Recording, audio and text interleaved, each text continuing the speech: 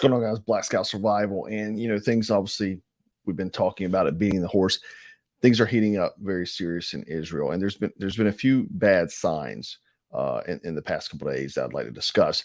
So the Biden admin, the Pentagon has urged Israel, the IDF, not to go through with the ground offensive because they said they have no real plans, like no real objectives other than basically just slaughtering Hamas. And I think that's really coming because of the backlash of people around the globe, the pro-Palestinian supporters, a lot of them being leftist. And, that's going to, coming into election cycle, that's going to hurt the Biden admin whenever a lot of people that was his voters are now going to be upset because he is cool with Israel and going against Palestine, because obviously Israel's colonizers and all these sort of things that they call them. So the not having objectives, so they've been delaying the ground offensive. Now they've been stacking ships, fighter jets. They just sent a bunch of fighter jets over there, Marines. And one notable thing, and this may not mean a lot to a lot of people, but the USS Gerald Ford actually served their crew steak and lobster dinner ahead of bombshell news, possibly. So the article goes on saying the world's largest warship was deployed to the Eastern Mediterranean last week ahead of exploding tensions from an Israel ground offensive in Gaza. The crew of the USS Gerald Ford aircraft carrier have reportedly been served a steak and lobster dinner ahead of possible bombshell news, according to one report.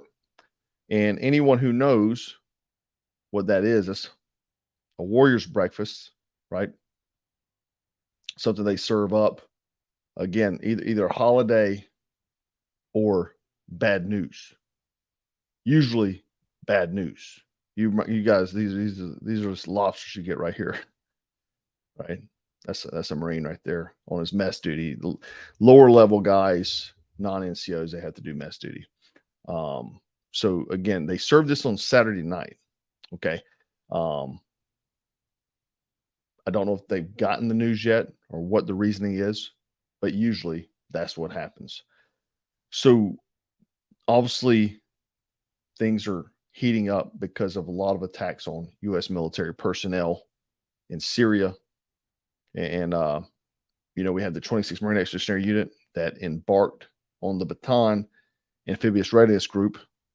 And they were directed by Lloyd Austin to move into the region, basically showing that we have a strong commitment to Israel and deter potential escalation from other countries. That's why they got them stacked over there, basically, right? If you don't know, the 26th Marine Expeditionary Unit is a highly capable sea-based crisis response force that can conduct amphibious operations, crisis response, limited contingency operations, special operations capable, and they can support various theater requirements with the capability to operate enemy coastlines or weapons engagement zones and basically self-sustainment, so they can sustain themselves. Lloyd Austin has put the 26th Marine Expeditionary Unit on high alert. Okay. Now, then we have the commandant, the current commandant. He just became the commandant a few weeks ago, Eric Smith, commandant of the Marine Corps. During a ceremony that honored the 241 U.S. service members killed in the terrorist attacks in Lebanon 40 years ago, General Eric Smith warned any adversary. So this is just a few days ago. He warned that any adversary who may seek to harm the 26th Marine Expeditionary Marines.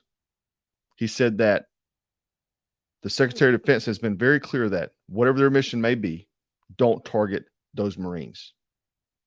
He said it very carefully because they come ready to respond. He says, I'll be less diplomatic and more Marine-like. For those that are in that area, if that MEU has to go in, if you target them, someone else will raise your children. So he's serious, right? And a lot of them are there wanting to go to war. Obviously, you heard a Marine. Don't put the Marines in there. Don't put them in harm's way. For let the IDF do their thing. They can handle it, no question. Now, if Iran gets involved, obviously, whatever. but